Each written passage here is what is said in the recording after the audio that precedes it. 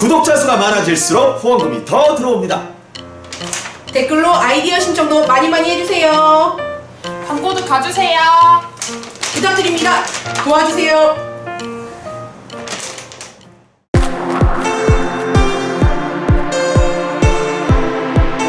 이충무의 국제 정치입니다. 안녕하십니까? 네. 자, 6월 22일 수요일 북한이 이른바 그 무수단 네, 미사일 네. 뭐 하나는 좀 짧게 날아갔고 하나는 좀 길게 네. 4,000km라고 그랬네. 400km. 400km라고 그랬죠. 4,000km는 400km. 아니고 하나는 이제 160km를 네, 그렇죠. 날아갔다고 하고 이 문제 한번 짚어보고 싶습니다. 네네. 이게 뭐 무수단 그 특별한 미사일이라기보다도 그 금년 그 6월 달 들어서 6월 달 되기 전에 5, 6월 달에 그 무수단을 4번을 쐈습니다. 근데 네. 4번이 다 실패로 돌아갔죠. 그 무수단 미사일이 그 북한이 뭐 퍼레이드 할 때 이렇게 그 여러분들이 아마 사진에서 봤을 거예요. 아주 큰 거는 대포동이라고 있고 네. 그 중형쯤 되는 거가 있습니다. 그래서 끝에는 그 흰색에다 빨간 거를 이렇게 맨 끝을 이렇게 칠해놓은 그 미사일인데 무수단은 이제 그 미국이 지은 이름이죠. 북한이 지은 이름이 아니라 네. 그 무수단은 무수단이라는 곳에서 발견된 미사일이고 그거를 이제 우리가 이 장거리 미사일은 아니고 미국까지 가는 건 아닙니다. 한 4,000km 정도로 가는 네. 그 중거리 미사일인데 한 4,000km면은 구암섬 정도쯤 갈 수 있는 그렇겠네요. 겁니다. 이론상으로.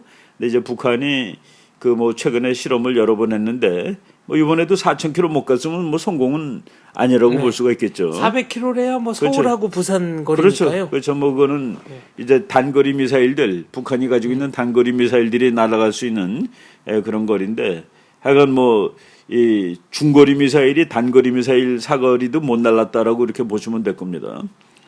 그러니까 대포동, 뭐 노동, 뭐 무수단 이게 발사 기지가 있는 발사 기지가 있는 곳이 아니라 개발한 곳이에요. 처음 발견된 곳입니다. 처음 발견된 곳. 그러니까 이제 미국이 북한을 우리가 아는 것보다는 훨씬 더 샅샅이 뒤져보고 있는 것이죠. 우리가 그 북한 미사일 중에서 제일 이름을 잘 알고 있는 게 노동 미사일이라는 미사일이 있습니다. 네, 많은 분들이 그게 이제 노동당의 노동이라고 그렇죠. 생각하죠. 레이버 파티 네. 노동당의 노동인데 그게 아니라 저 한경남도 한경북도 그 사이에 노동이라는 그 조그만 마을이 있습니다. 네. 거기서 처음 발견된 미사일이에요. 그래서 미국이 그거를 맨 처음에는 스커드 D라고 이렇게 이름을 붙였다가 네. 스커드 D면은 소련 거잖아요, 그죠? 근데 이제 소련에도 스커드 D는 없습니다. 근데 이제 미국이 보고서 저게 스커드 D인가라고 붙였다가 이게 소련 거가 아니라 북한의 거의 독자 모델이다 해가지고 이제 노동이라고 이름을 붙인 거죠. 걔는 한 1,000km에서 1,300km 정도 가는데 지금 북한이 제일 개수도 많이 가지고 있고 성능이 그런 대로 증명이 된 것이 노동 미사일입니다. 네. 노동 미사일은 뭐 지금 무수단 미사일처럼 이렇게 헤매지 않고 웬만하면 자기 쏜 대로 날아가는 미사일이죠. 언젠가 북한에서 쏴가지고 일본 열도를 완전히 지나서 태평양에 떨어졌다는 게 바로 그거는 이제 노동 미사일은 아니고 네. 노동 미사일을 북한이 있었던 동해바다로 쏘는데 각도를 높여가지고 쏩니다. 네. 그러니까 한 5, 600km 날아가는데 각도를 조금 낮추면은 그 1,000km 정도 날아갈 수 있는 것이죠. 그래서 그 동경 정도까지 갈 수 있습니다. 네. 노동은.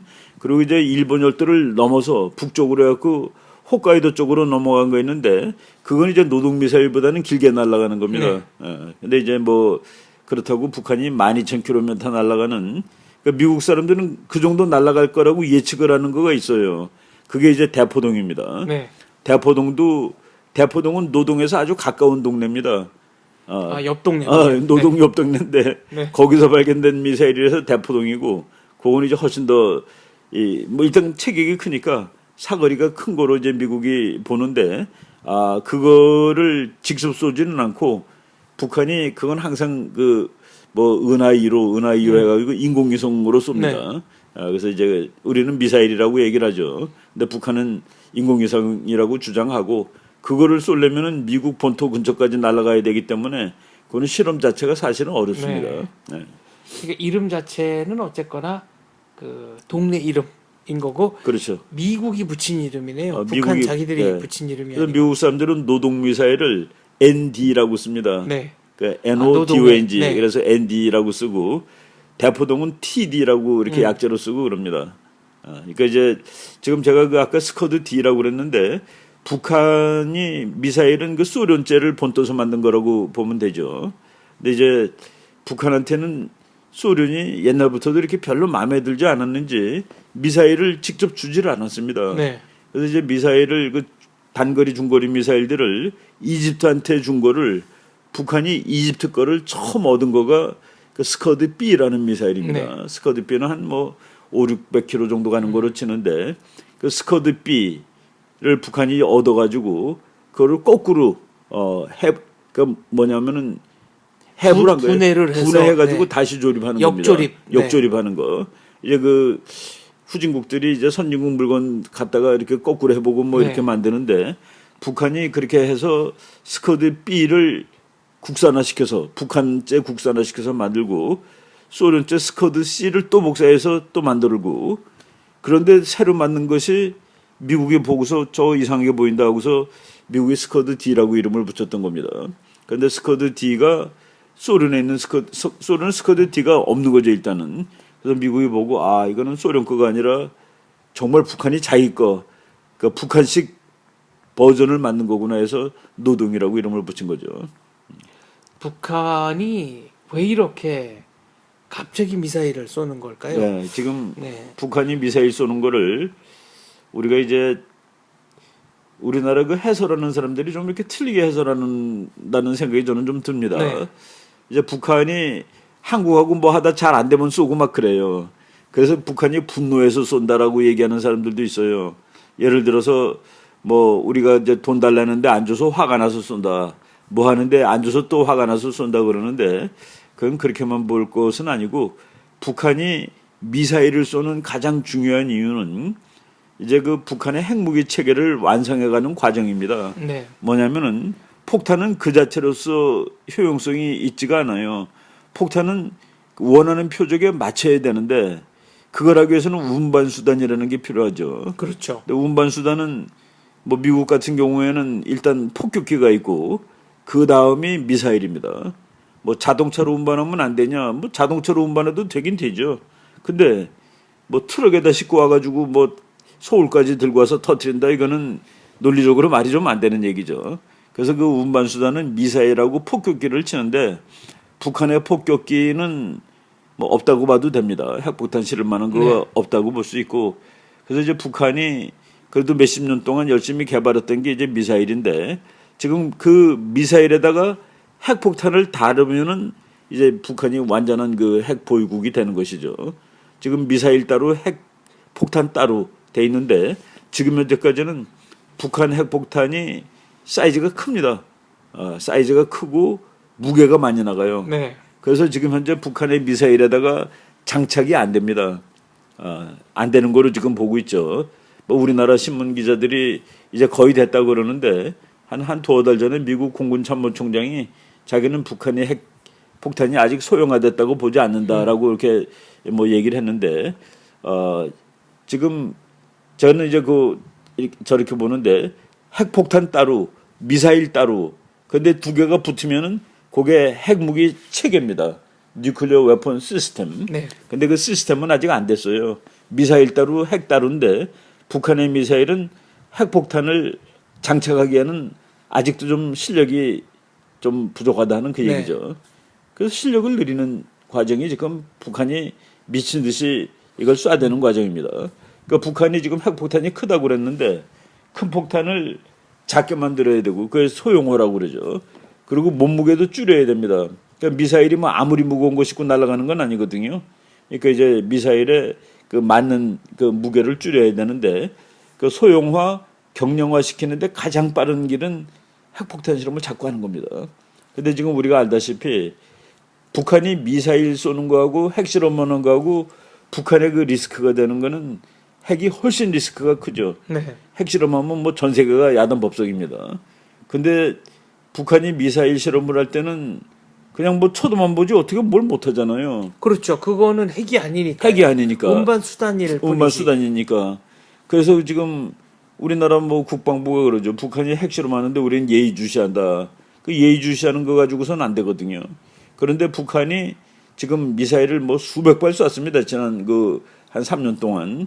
그거는 저는 북한이 핵실험을 해갖고 핵을 줄이는 거가 중요한데 그거는 시간적으로 좀 그리고 또 너무 위험한 일이에요. 그래서 대신에 그 미사일 실력을 막 늘리는 거죠. 그 예를 들어서 북한 미사일이 더 큰 핵폭탄을 장착할 수 있는 상황이 되었다.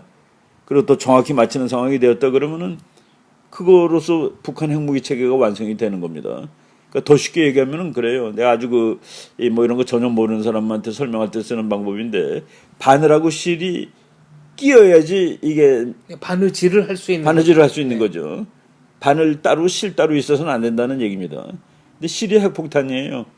북한 핵폭탄 북한 실이 너무 두꺼워서 바늘에 껴지지가 않아요. 그래서 이제 실을 얇게 만들어야 필요가 있는데 그게 핵실험입니다. 근데 핵실험은 뭐 할 때마다 뭐 세계가 난리가 나거든요. 근데 바늘귀를 넓히는 일을 할 때는 세상이 그냥 보고 있는 겁니다. 북한이 지금 바늘귀를 대폭 넓히고 있다. 그래서 어느 날 이 두꺼운 실이라도 낄 수가 있으면 완성이 되는 거죠. 저는 그래서 북한이 뭐 이 어느 날이든지 바늘귀가 커져서 두꺼운 실을 낄 수 있게 되든지 또는 바늘은 그대로 있는데 실을 얇게 해가지고 끼든지 피처 뭐 똑같은 결과가 오는 거죠.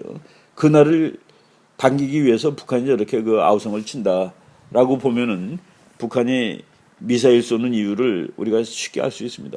제가 최근에 읽은 글 중에는 북한의 미사일이라는 게 결국은 이제 소련 미사일을 카피한 건데 그렇죠. 스커드를 베낀 네. 거죠. 기술적으로 보면은 북한이 목표했던 비거리를 못 내는 것 같다. 예, 예. 그리고 그 본인이 생각하는 그 이유는 소련제 미사일을 혹은 북한이 카피한 미사일을 유지 보수 관리하는 과정에서 어렵죠. 뭔가 그렇죠. 좀 그렇죠. 문제가 생긴 게 맞습니다. 아니냐. 그리고 부품을 정기적으로 바꿔줘야 된다면서요. 그러면 네. 이 무기를 갖고 있는다는 것도 보통 일이 아닙니다. 그래서 그거를 미국 같은 데 보면은 뭐 심지어는 화재가 나갖고 터지기도 하고 그래요. 미사일이. 네. 그러니까 핵까지 터졌으면 뭐 큰일 날 뻔했는데 미사일이 뭐 이렇게 대륙간 탄도 미사일이 화재 사건 때문에 소실도 되고 그리고 이제 계속 뭐 녹슬지 않게 해줘야 되고 또 뭐 배터리 같은 건 다 갈아 껴줘야 되고 이런 그 문제가 있는데 북한의 경우는 뭐 60년대 70년대부터 그러니까 이집트에 줬던 미사일을 얻어가지고 그러니까 뭐 복사를 해가지고 쭉 만들었는데 지금 이제 이 가까운 데 날아가는 미사일이 아니라 장거리 미사일을 북한이 만들려고 인해서 애를 쓰는 거는 이 미국을 겨냥을 해야 되는데 미국하고 싸우기 위해 했다라고 또 착각하면 안 됩니다. 북한이 미국까지 가는 핵폭탄을 만드는 날 그 미국이 한국을 도와주기가 아주 난감해지죠. 옛날에 김정일이 그랬습니다. 자기 아버지 김일성이 있을 때 수령님 시대의 통일을 이룩하려면은 빨리 미국까지 갈 수 있는 미사일을 개발해야 된다. 그러면은 미국 걱정 없이 우리가 전쟁을 주도해서 일으킬 수 있다. 즉 미국은 북한의 핵미사일이 미국에 도달하는 날이 오면은 한국을 버릴 것이다. 뭐 버리진 못하더라도 그렇게 하면 못 도와줄 거다. 적어도 도와주지 못할 것이다. 내가 전쟁을 일으켜도 어떻게 할 거야? 지가 뭐 LA를 포기할 거야? 서울을 구하려고? 그게 이제 북한 생각이죠. 그래서 북한이 미국까지 가는 미사일을 만드는 거는 남한과 단독으로 전쟁할 때 미국의 개입을 막을 수 있는 아주 끝내주는 방법이 미국까지 갈 수 있는 핵미사일이라고 보는 것이죠. 미국하고 싸우겠다는 뜻이 아닙니다. 우리가 그걸 정확히 인식을 해야 되는데 근데 지금 북한이 가까운 데 오는 것들은 있어요. 북한이 스커드 미사일 같은 것들은 우리나라 제주도까지 나갈 수 있습니다. 네, 제가 지금 그 질문을 막 드리려고 그랬습니다. 160km를 날아가든 400km를 날아가든 대한민국 전체는 지금 사정권 안에 재래식 폭탄으로 재래식 탄두를 달 경우에 대한민국 어느 곳도 맞출 수 있습니다.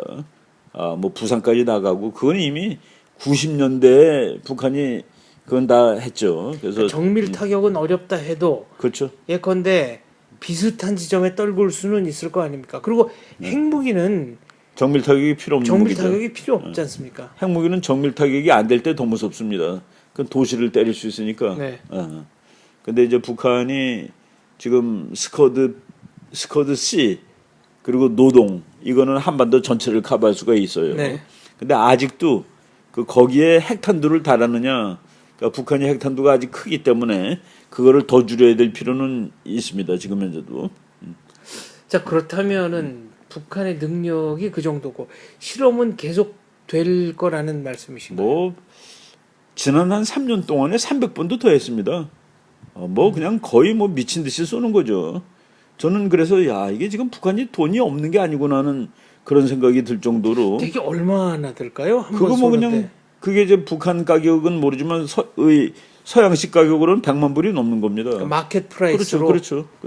한 번 쏘는데 100만 불. 그렇죠. 그러니까 미사일 한 방이 네. 물론 이제 북한은 사회주의 계산법이니까 뭐 자본주의 국가하고 미사일 값이 같지는 않을 거예요. 그래도, 그럼에도 불구하고 네. 이렇게 그 뭐 지난 3, 4월에 쏜 것만 하더라도 뭐 한 수십 번 될 거래요, 거의. 예. 그러니까 이게 그 돈이 어디서 나느냐 하는. 그러니까 이제 의문이 듭니다. 그러니까 북한의 경제가 죽었다는 거는 그 민생 경제가 죽었다는 얘기죠. 물론 이제 민생 경제가 죽다 보니까 군수 경제라든가 궁정 경제도 타격을 받지만은 민생 경제처럼 이렇게 완전히 뭐 초토화된 것은 아니고 버티는 부분이 있다는 그런 얘기입니다. 그러니까 적어도 수십 발을 쏜다 그러면은 뭐 다 국방 예산 들어가는 거죠. 몇 천만 그렇죠. 달러가 그렇죠. 들어간다는 그렇죠. 얘기인데, 네. 예, 그거를 뭐 쉬지 않고 거의 쉬지 않고 쏴대다시피 하거든요. 네. 그러니까 뭐 한 600억, 700억 이렇게 그냥 예, 뭐 600억, 700억 원을 어. 그냥 썼다는 얘기인데 그래놓고 식량이 부족하다라고 얘기하는 거는 좀 아, 뻔뻔하네요. 그건 말이 안 되죠. 그때 김일성 생일날인가 한 2, 3년 전에 폭죽을 뭐 엄청나게 쏴댔습니다. 평양에서. 네. 그럼요. 한국도 그렇게 안 쏴요. 근데 그 폭죽 쓴 거를 그 외국 사람이 계산한 거 보니까 1년 먹을 옥수수 값이라는 거예요, 그게. 그러니까 뭐 국민들 생활하고 정권하고 이렇게 따로 노는 것이죠. 그러니까 뭐 미사일을 쏘는 이유도 뭐 지금 그 뭐 무수단 미사일 같은 거 이렇게 막 발사하는 이유가 적어도 이제 하와이까지는 아니라도 구암 섬을 정확히 맞출 수 있다는 거를 한번 과시하고 싶은 거죠. 그 미국이 뭐 여기까지 전진 배치하고 있으니까 본토 꼭 본토가 아니더라도 그래서 북한이 그 뭐 상대방을 일단 뭐 공격하겠다고 겁주기보다도 그러니까 대한민국하고 자기하고 1대1로 싸우는데 미국은 개입하지 말라라는 그런 의미로 미국까지 가는 미사일을 개발하고 있는 겁니다. 그렇다면 이제 일각에서는 인도주의적 지원은 계속해야 하는 거 아니냐. 예를 들어 뭐 영유아 용품이라든가 혹은 절대 부족한 식량, 옥수수 가루라도 좀 국제시장에서 사다가 줘야 되는 게 아니냐. 쌀이 곤량미로 전용될 가능성이 있다고 하니까 뭐 그런 대안 얘기한 분도 있고 또 각종 의약품, 기초의약품 지원은 어떤 경우든지 하는 게 맞다라고. 예, 그게 이제 인도주의인데 제가 그 폴로첸이라는 독일 의사의 네. 강연을 한번 들은 적이 네. 있어요. 폴로첸이라는 의사가 그 이제 이 국경 없는 의사회라는 데 소속된 의사인데 네. 그 사람이 와서 그 강의를 하는 거 이제 뭐 여러 번 들었어요. 평양에서 쫓겨난 의사죠. 나중에는 쫓겨났죠. 나중에 네. 쫓겨났는데 근데 처음에 갔을 때는 영웅이었습니다. 그 네, 사람이. 그- 북한에서 영웅이라 가지고 화상 입은 저 북한 환자한테 그거- 자기 피부도 띄워주고. 맞아요. 자기가 이제 폴로첸이라는 사람이 그 자기는 그 이제 나중에 깨달았는데 자기가 그 깨닫기 전에 북한 갔을 때 어떤 그 간호원이 화상을 입은 그 북한 노동자한테 자기 살을 떼어서 붙여주는 걸 보고 너무나도 감동을 받았다는 거예요. 네. 야, 이런 사회가 다 있구나 하고서 그 자기는 북한이 아주 괜찮은 그 이상사회로 보고 자기도 살을 떼어줬습니다. 그렇습니다. 그래가지고 북한에서 거의 영웅칭호로 그걸 받았는데 그래서 자기는 북한이 차도 주고 너는 아무데나 돌아다닌다고 그래가지고 시골을 가서 보고 그때 이 사람이 도는 거예요. 자기가 본 곳하고 다른 데하고는 너무 다르다는. 그래서 이제 그 사람 얘기로는 북한이 자기를 영웅으로 취급해주고 자기한테 자동차까지 주고 마음대로 돌아다니라는 것이 오히려 잘못된 거다라고 얘기를. 그러니까 자기를 자기가 깨닫게 한 거죠. 근데 그렇죠. 그 사람이 북한이라는 무슨- 환상에서 이제 벗어난. 그때 이제 우리가 그런 질문했어요. 그래도 지금 방금 우리 장 박사님이 말한 것처럼 옥수수 가루 주고 민간인 하는 약을 줘야 되지 않겠냐 그랬더니 그 사람이 하는 말이 독일이 북한한테 그 당뇨 걸린 사람들 많다고 당뇨약을 줬는데 네. 그 약이 호텔에서 팔린답니다. 당뇨 약으로요? 아니면 당- 다른 용도로? 아니, 그 당뇨 있죠, 당뇨. 네. 당뇨병 걸린 사람 먹으라고. 그러니까 그거는 북한 주민들한테 줘야 되는 거죠. 네. 근데 그거를 빼돌려 가지고 그걸 가지고 장사는 되는 거예요. 그러니까 언젠가 제주도 감귤을 북한에 보낸 적이 있는데 평양에서 유경 호텔 이런 데서 개당 3달러씩에 팔더라는 거 그렇죠. 아닙니까? 그러니까 국민들한테 주라고 그랬는데 그 달러로 바꿔가지고 외국 사람들한테 팔고 그래가 그 달러를 다른 목적으로 쓴다는 그런 얘기죠. 그러니까 거기서 인도적인 지원이라는 게 인도적 지원으로 끝나지 않는다는 그런 뜻입니다. 인도적 지원한 물건이 달러로 바뀌어지고 그것은 북한의 핵 개발이라든가 북한의 또 무슨 뭐 그 간부들 그런 사람들 쓰는 용도로 이제 전용이 되는 것이죠. 그래서 우리가 이제 우리 북한에 이제 쌀 지원한다고 그랬는데 쌀 지원하면은 좋습니다. 쌀 지원하는 게 좋은데 그 쌀이 북한 영내에 들어갔을 때는 우리는 그 쌀을 도저히 컨트롤하지 못합니다. 그렇습니다. 그러니까 어디로 갈지 우리는 네. 주고 나서 끝이에요. 그러니까 우리가 원하는 목적으로 쓰여지지 않을 수 있다는 그 개연성이 너무 높은 거죠. 그러니까 분배의 투명성을 확보해서 우리가 직접 나눠주겠다. 이것도 북한이 안 거부하고 되죠. 그건 안 되는 있습니다만 거죠. 실제로 나눠준다고 해도 나눠준 뒤에 어떻게 또 그렇죠. 수거를 해갈지 그게 어떨지 북한 이런 건 사회라는- 아무도 모르는 그럼요. 거 아닙니까? 그렇죠. 북한 사회의 특성상 뭐 우리가 그 쌀 주는 배 갔을 때 태극기 달았다고 태극기 띄라고 그러고 그럴 정도니까. 그렇습니다. 네. 자기들이 아쉬워서 그렇죠. 그렇죠. 달라고 해놓고 그래서 막상 우리 배가 네. 입항하니까. 네. 그래서 우리가 북한에다가 그 아무리 인도주의라도 북한 정권이 그거를 인도주의가 아닌 목적으로 사용할 수 있기 때문에 문제다 하는 그 얘기입니다. 여기서 이제 인간적인 갈등이 생깁니다만 이미 북한은 우리의 인도주의를 이 숭고한 마음을 악용해 왔다는 게 너무 드러났습니다. 아직까지 뭐 그런 거가 한두 사례가 아니죠. 너무 많다는 거가. 네. 그게 이제 문제입니다. 그래서 그거를 우리는 인도주의적으로 주고 싶은데, 뭐 북한은 또 우리 뭐 같은 다 동족 아닙니까? 그런데 이제 그 북한의 정권 집단이 그 인도주의를 오히려 악용하고 있기 때문에 그래서 이제 뭐 딜레마가 있는 것이죠. 어쨌거나 북한은 이 미사일 발사 실험을 계속할 것이다 이렇게 보시는 거군요. 그러니까 북한이 꿈이 그겁니다. 미국을 확실하게 맞출 수 있는 미사일을 만드는 날, 그러니까 그 만들고 거기다 핵을 장착하는 날, 네. 그날이 오면은 한국하고 1대1로 싸울 수 있다라고 보는 거겠죠. 그리고 핵이 있으니까 한국은 핵 가지고 있는 북한하고는 싸움을 못할 거 아니겠습니까? 한스 모겐스 교수가 얘기했죠. 우리가 아마 우리 여기서 얘기했을 거예요. 다투는 두 나라가 한 나라는 핵을 개발했고 한 나라는 핵이 없다. 그럼 핵이 없는 나라는 두 가지 옵션밖에 없습니다. 싸우다가 마치 일본처럼 그 사람이 일본이라고 예를 들었어요. 일본처럼 핵폭탄 맞고 죽든지 두 번째 미리 항복하는 방법.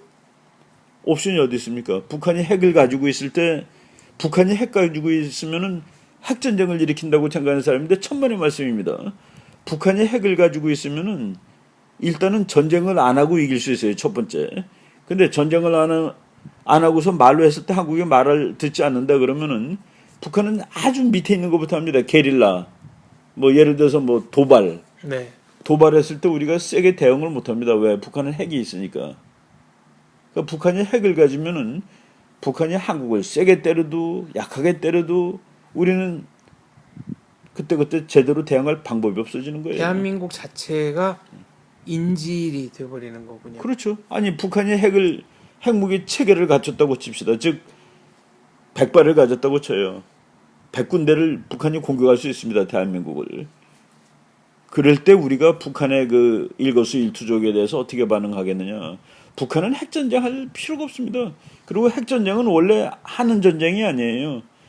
전쟁을 하겠다고 위협함으로써 상대방을 꿇게 하는 겁니다. 북한이 핵무기 시스템을 완성을 한다면 한국한테 조르면은 우리가 들어줘야지 어떻게 안 들어줍니까? 근데 우리는 많은 사람들이 야 북한이 우리를 서울로 핵을 저는 북한이 서울을 공격할 가능성은 0이라고 봅니다. 왜 0이냐? 서울은 다이아몬드예요. 금덩어리입니다.